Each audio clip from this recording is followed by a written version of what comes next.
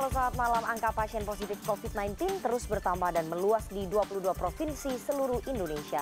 Meskipun pemerintah berulang kali menghimbau masyarakat agar melakukan social distancing, nyatanya imbauan tersebut dinilai belum cukup. Masih banyak masyarakat yang mengabaikan imbauan social distancing dan berkeliaran serta berkerumun. Pemerintah diminta lebih tegas menerapkan sanksi dan penegakan hukum bagi masyarakat yang tidak mematuhi social distancing. Itulah fokus Prime News malam ini. Saya Rifana Pratiwi.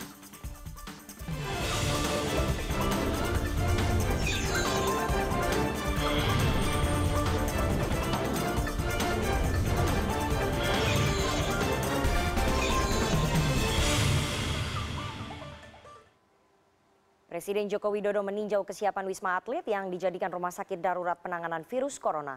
Rumah sakit darurat ini berkapasitas 24.000 orang yang disiapkan untuk 3.000 pasien. Presiden Jokowi tiba di Rumah Sakit Darurat Penanganan Virus Corona sekitar pukul 9 pagi. Presiden ditemani Menteri BUMN Erick Thohir dan Ketua Gugus Tugas Percepatan Penanganan COVID-19 Doni Munardo. Berkeliling rumah sakit, petugas medis pun mengenakan seragam hazmat.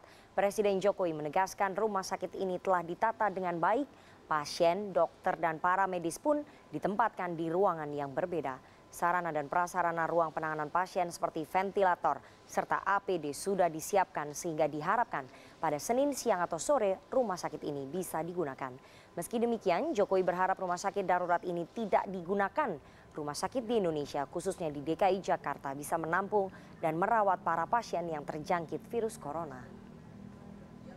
Wisma Atlet ini memiliki kapasitas 24.000 orang yang saat ini yang telah disiapkan adalah untuk 3.000 pasien. Dengan wilayah ruang yang telah ditata dengan sebuah manajemen yang baik itu untuk pasien, untuk dokter, untuk para medis semuanya ditempatkan dengan manajemen ruang yang berbeda. Saya juga melihat sarana prasarana telah siap, baik untuk ruang penanganan pasien, baik ventilator semuanya sudah siap, APD juga siap. Sehingga kita harapkan nanti sore rumah sakit darurat untuk corona ini telah bisa dipakai, tetapi saya berharap rumah sakit darurat corona ini tidak digunakan. Artinya rumah sakit yang ada, yang telah kita siapkan jauh hari sebelumnya telah bisa melaksanakan penanganan virus corona ini. Dan untuk mengetahui perkembangan terkini dari Rumah Sakit Darurat Wisma Atlet Kemayoran sudah ada koresponden CNN Indonesia, Ruli Kurniawan. Selamat malam, Ruli. Kapan pasien positif COVID-19 sudah mulai bisa dirawat di Rumah Sakit Darurat Wisma Atlet Kemayoran? Ya, selamat malam Rifana, dan mudah-mudahan suara saya terdengar jelas bagi Anda karena memang saya menggunakan masker. Karena posisi saya berdiri sekarang ini adalah hanya seberang saja dari pintu masuk 3 atau pintu masuk khusus untuk pasien dan juga ambulans yang akan menuju ke Rumah Sakit Darurat Penanganan COVID-19 di Tower 7. Saya akan coba gambarkan bagaimana situasi di depan ataupun di ujung pintu 3 ini seperti apa. Anda bisa lihat saat ini pada malam hari ini sejak tadi mulai dioperasikan pada pukul 5 sore. Pada pukul 7 malam ini Anda bisa lihat bagaimana ada antrian kendaraan, antrian mobil di sini yang bisa dikatakan cukup mengular. Bahkan ada ambulan yang juga ikut mengantri untuk bisa masuk ke dalam wilayah Wisma Atlet. Kalau Anda bisa melihat, bahkan di pos pengamanan terpadu Rumah Sakit Darurat COVID-19 ada sejumlah orang menggunakan masker yang kalau tadi saya perhatikan mereka terus melakukan koordinasi. Bahkan Anda juga bisa lihat di sana, ini adalah salah seorang mungkin adalah tim dari para medis ataupun ambulan dari sebuah rumah sakit dari wilayah Jababeka yang koreksi apabila saya salah, mereka menggunakan jas hujan plastik sebagai APD mereka. Dan kalau saya melihat sejak tadi awal dibuka pada pukul 5 sore hingga pukul 7 malam ini, sudah banyak sekali antrian kendaraan bermotor, mobil, dan juga banyak sekali orang yang datang dan mereka seakan-akan mengantri ataupun menunggu untuk diperbolehkan masuk ke dalam rumah sakit darurat COVID-19 ini sejak sore tadi. Bahkan tadi sore saya sempat berbicara dengan dua orang pasien. Mereka mengaku berasal dari Jawa Timur. Mereka disarankan untuk datang ke Jakarta langsung ke rumah sakit darurat untuk memeriksakan kondisi mereka yang mereka kira terindikasi terkena paparan virus corona. Karena mereka mengatakan kepada saya tadi, saya sempat berbicara dengan jarak yang cukup aman, 2 hingga 3 meter dengan tetap menggunakan masker. Dan mereka mengatakan bahwa mereka di Jawa Timur, mereka tidak bisa mendapatkan kepastian kapan mereka akan diperiksa. Mereka selalu putar balik, mereka selalu dioper ke sana kemari di setiap rumah sakit yang mereka datangi tanpa ada kepastian hingga akhirnya mereka disarankan untuk menuju ke Jakarta langsung ke rumah sakit COVID-19 ini. Dan nampaknya kedua orang yang tadi sudah menunggu sejak pukul 3 sore mereka sudah masuk ke dalam meskipun tadi sedang kondisi sedang turun hujan dan gerimis cukup lebat, mereka akhirnya masuk ke dalam.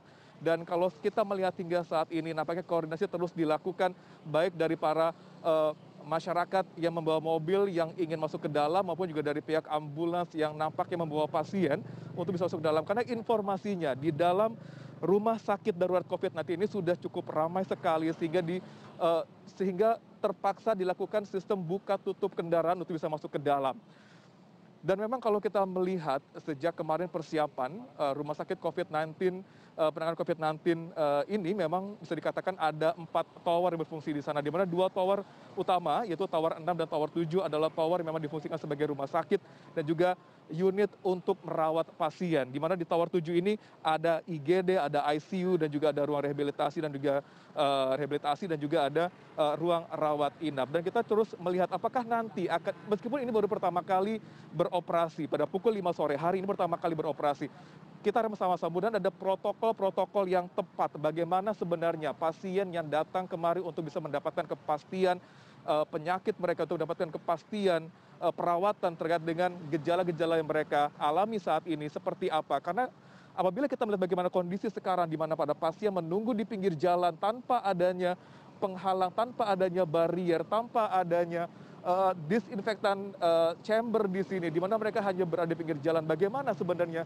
lingkungan di sini akan terpapar seperti itu. Kita harapkan ke depannya besok sudah ada protokol-protokol yang bisa saja akan meminimalisir kejadian-kejadian kita lihat pada malam hari ini. Sudah ada lagi tempat di mana pasien ataupun para masyarakat datang untuk berobat ataupun untuk memeriksa kondisi mereka yang lebih proper, yang lebih baik, dan juga antrian akan seperti apa nanti ke depannya. Jangan sampai nanti antrian akan semakin mengular lagi, akhirnya malah membuat situasi jalan raya di Jalan Kemayoran ini semakin tidak terkendali. Dan kalau kita melihat memang menurut keterangan dari Komandan Satgas Kesehatan Rumah Sakit Darurat COVID-19 yaitu Brigjen Dr. Agung Hermawanto SPKJ yang mengatakan bahwa hari ini sebenarnya hingga malam hari ini khususkan untuk pasien yang dirujuk dari rumah sakit.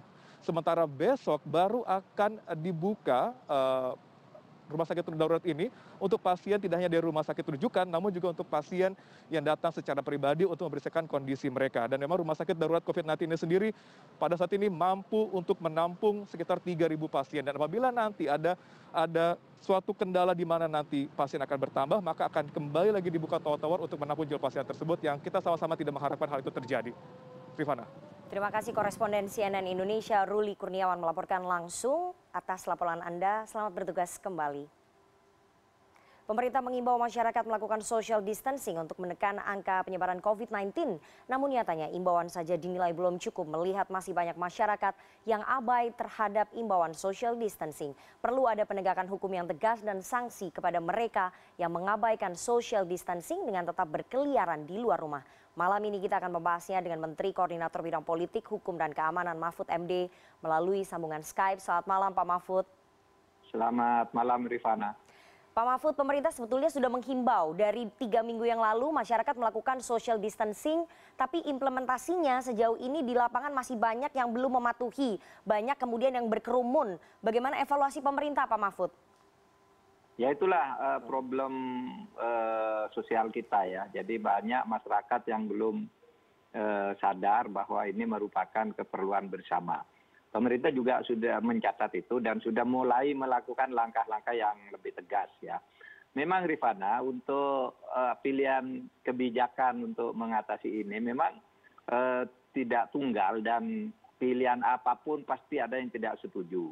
Dulu ada usul tentang lockdown, tetapi lockdown itu juga kan kalau kita berkaca di Milan, di Italia juga tidak efektif. Bahkan sehari orang meninggal bisa sampai 800 orang gitu. Itu sudah lockdown gitu. Ada juga kebijakan misalnya herd immunity. Herd immunity itu artinya pemerintah membiarkan masyarakat mencari imunitasnya sendiri sampai akhirnya orang yang tidak kuat yang menjadi korban. Nah, kita tidak memilih dua itu. Kita memilih social distancing. Itu artinya apa? Artinya kita mengatur masyarakat dengan cara lebih manusiawi. Tidak terlalu keras-kerasan seperti lockdown, tapi tidak juga abai seperti di herd immunity itu. Okay. Nah, oleh sebab itu, itulah pilihan kita. Dan itu yang sekarang sedang menjadi sorotan. Kok banyak masyarakat yang tidak taat. Nah, rapat gugus tugas kemarin, gugus tugas ini diketuai oleh Pak Doni Mordano, itu Doni Mornado, itu memutuskan bahwa pemerintah akan lebih tegas dengan meminta TNI dan Polri serta Satpol PP di berbagai daerah-daerah yang sudah terdampak, daerah-daerah yang sudah dihampiri oleh coronavirus ini untuk melakukan tindakan-tindakan yang lebih tegas. Okay. Membubarkan acara-acara kerumunan orang. Gitu yang kemarin diputuskan oleh gugus tugas. Oke. Pak Mahfud, artinya pemerintah pusat memberikan kesempatan kepada pemerintah daerah untuk melakukan diskresi begitu ya, bekerja sama dengan Satpol PP dan juga polisi untuk melakukan tindakan memaksa agar masyarakat mematuhi imbauan social distancing. Ada diskresi begitu ya? Betul, betul. Pak Mahfud. Jadi begini, kemarin rapat evaluasi kemarin sampai hari Minggu siang itu, daerah-daerah itu berbeda cara menyikapinya gitu. Okay. Ada di daerah yang belum ada kasus, itu pemerintah daerahnya tenang-tenang aja seperti tidak tertarik. Ada yang kasusnya masih sedikit juga begitu. Tetapi yang agak panik kan di Jakarta, Surabaya, Semarang dan sebagainya, Malang gitu. Nah, itu lebih responsif terhadap kebijakan pemerintah. Nah, kemarin diputuskan bahwa ini harus menjadi kepedulian bersama sehingga semua kepala daerah di tingkat provinsi itu dimasukkan menjadi anggota pengarah gugus tugas. Dan Mendagri sudah menginstruksikan agar pemerintah daerah di daerah manapun harus membubarkan atau melarang perkumpulan orang, kerumunan orang. Nah, itu sekarang sudah begitu sikap pemerintah pusat. Agar daerah juga sudah mulai mempunyai kepedulian yang sama dengan pemerintah pusat dan daerah-daerah lain yang sudah dijangkiti oleh coronavirus ini. Oke, Pak Mahfud, selain kebijakan diskresi kepada pemerintah daerah, Anda juga termasuk yang menyarankan agar ada penegakan hukum yang cukup tegas, sanksi kepada masyarakat yang tidak melakukan social distancing. Bisa dijelaskan mungkin apa bentuk penegakan hukumnya, Pak? Apakah memang ada sanksi kalau kita bandingkan di negara-negara lain seperti Singapura, kemudian Italia, dan juga negara-negara lainnya itu ada sanksi keras, Pak, seperti dipidana dan juga pembayaran denda begitu? Ada, iya ada. Saya baca di negara lain gitu kan ada yang malah sampai ditembak, dibawa ke penjara, dikurung dan sebagainya. Kita di sini mengatakan penegakan hukum di bidang hukum administrasi, belum masuk ke hukum pidana. Hukum administrasi itu sifatnya tindakan pemerintah yaitu untuk melaksanakan pemerintahan dia bisa mencabut izin, bisa menutup toko, bisa membubarkan kumpulan-kumpulan. Itu adalah bagian dari hukum administrasi negara. Baru akan menjadi hukum pidana jika tindakan seperti itu dilawan. Berarti ada orang melakukan penghalangan terhadap pelaksanaan tugas-tugas pemerintahan. Tetapi dari sudut pemerintah sendiri yaitu tadi mengaktifkan TNI dan Polri untuk membubarkan pertemuan-pertemuan itu karena hukum yang kita pakai bukan undang-undang nomor berapa, peraturan pemerintah nomor berapa, tetapi hukum yang justru menjadi dasar dari semua adanya hukum dan konstitusi yaitu salus populi suprema lex. Menyelamatkan rakyat itu adalah tindakan hukum yang paling tinggi.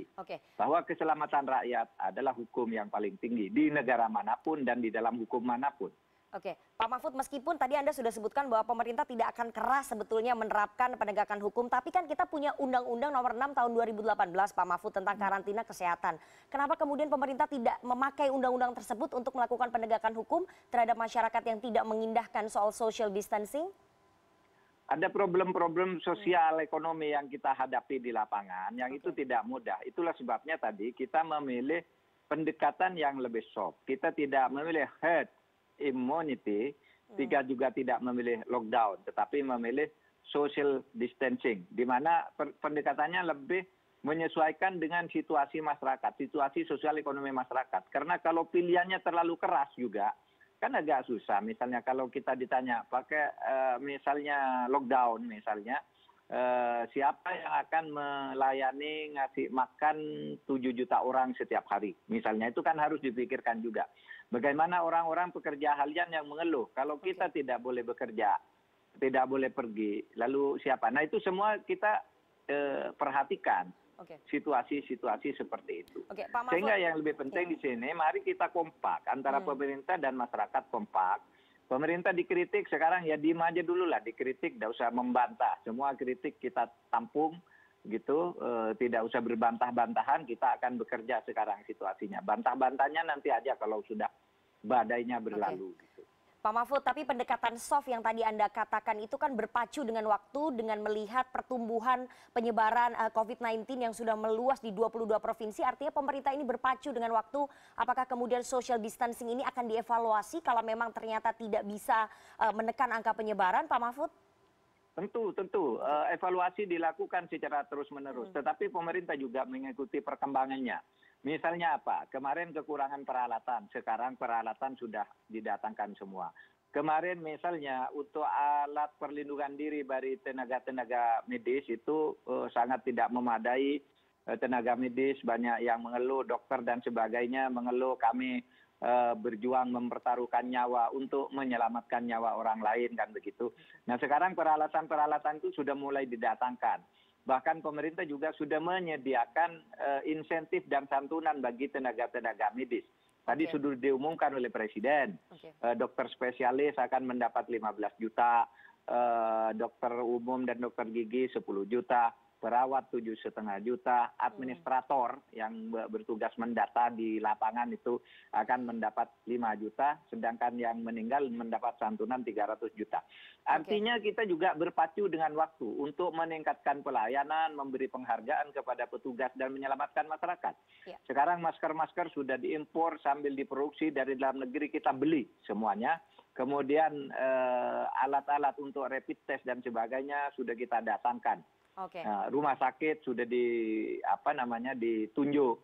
Semua rumah sakit TNI Polri yang jumlahnya lebih dari 130 juga sudah instruksikan untuk menyiapkan diri menerima pasien-pasien itu. Artinya kita sudah mati-matian juga bahwa kurang sempurna. Mari kita bantu bersama-sama. Pak Mahfud, sampai kapan sebetulnya pemerintah akan menerapkan social distancing? Karena kan ini banyak sekali tenaga medis yang sudah mengatakan kewalahan, rumah sakit di beberapa wilayah juga mengatakan kewalahan dan meminta agar masyarakat tetap berada di rumah. Namun nyatanya ini social distancing ini kemudian tidak efektif. Sampai kapan pemerintah kemudian memberikan waktu pelaksanaan social distancing ini, Pak Mahfud? Sampai malam ini belum ada keputusan sampai kapan social distancing itu akan diberlakukan. Tidak ada sampai kapannya, tapi sampai malam ini kebijakan pemerintah masih social distancing. Artinya sekarang istilahnya karena ada yang ngeritik juga tuh Rifana, istilah social distancing itu merusak harmoni sosial yang selama ini tumbuh, sehingga ada yang menyatakan, mengusulkan namanya physical distancing, menjaga jarak tubuh gitu aja.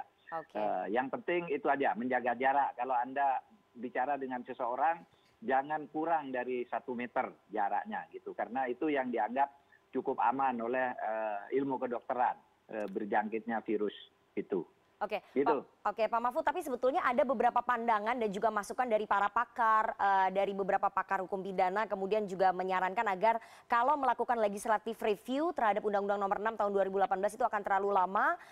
Sebaiknya Presiden ataupun pemerintah mengeluarkan peraturan pemerintah pengganti undang-undang atau Perpu. Apakah ini kemudian opsi ini dipertimbangkan, Pak, oleh pemerintah?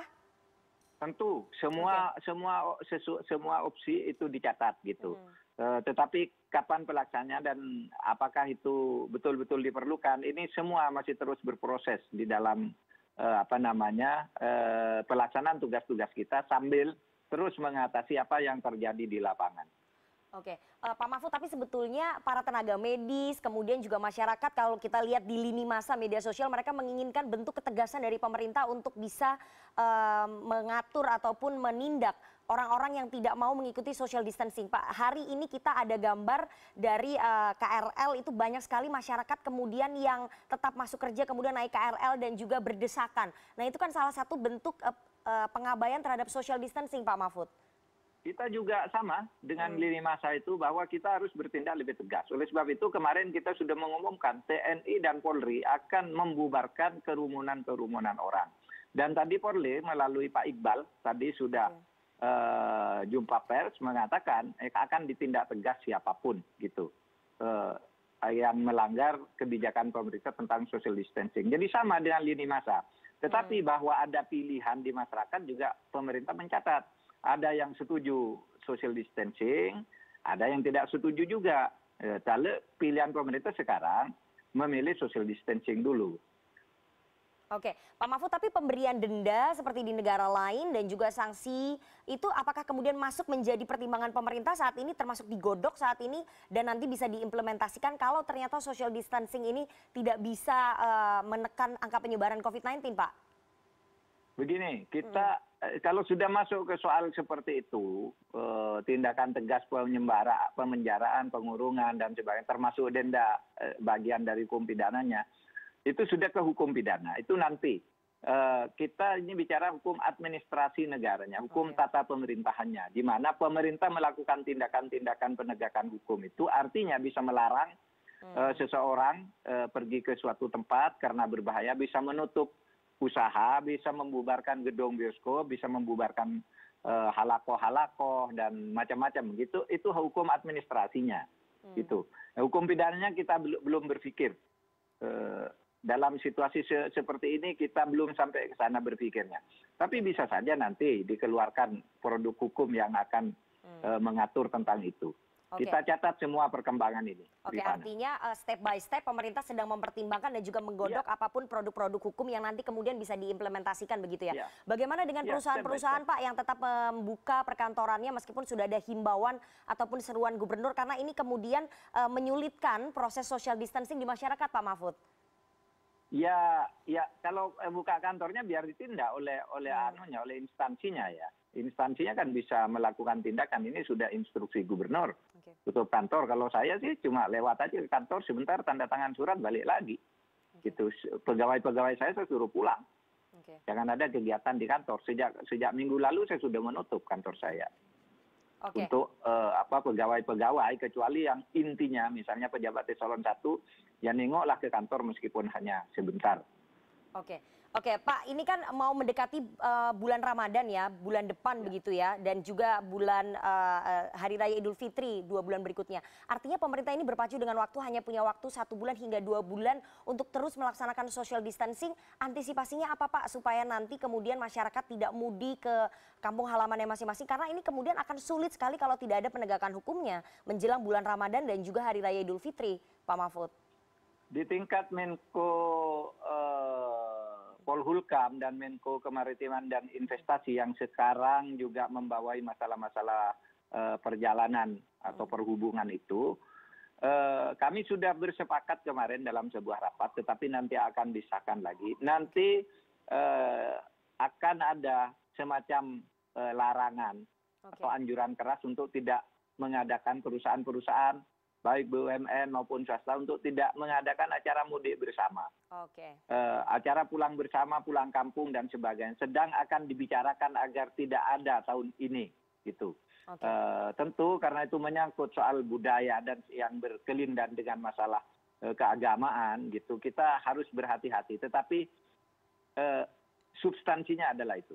Akan menghindari, masyarakat agar menghindari kegiatan-kegiatan seperti itu dulu dalam situasi seperti ini.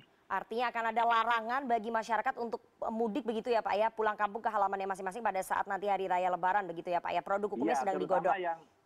Yang mudik berkerumun itu ya, misalnya di transportasi publik, kemudian mudik bersama dengan sekian bus dan sebagainya, itu kan biasa dilakukan ribuan bus ke daerah-daerah selama ini. Nah, itu yang sekarang menjadi perhatian kita. Pak Mahfud, terakhir apa opsi pemerintah jika kemudian social distancing ini gagal untuk menekan angka penyebaran COVID-19 di tanah air? Berbagai opsi sudah kita inventarisasi, nanti saja opsinya kalau sudah pemerintah memutuskan. Sekarang fokus kita ke social distancing dulu. Tapi opsi lockdown masih dibuka ya Pak ya, dan masih dipertimbangkan oleh pemerintah begitu? Semua. Produk hukumnya juga sudah kita inventarisir semua. Terima kasih sekali Menko Polhukam Mahfud MD. Pak Mahfud, selamat malam. Terima kasih sekali waktunya kepada CNN Indonesia Prime News pada malam hari ini. Terima kasih, Rifana. Presiden Joko Widodo memastikan 150.000 alat perlindungan diri atau APD siap didistribusikan ke wilayah penyebaran virus corona. CNN Indonesia Prime News segera kembali sesaat lagi.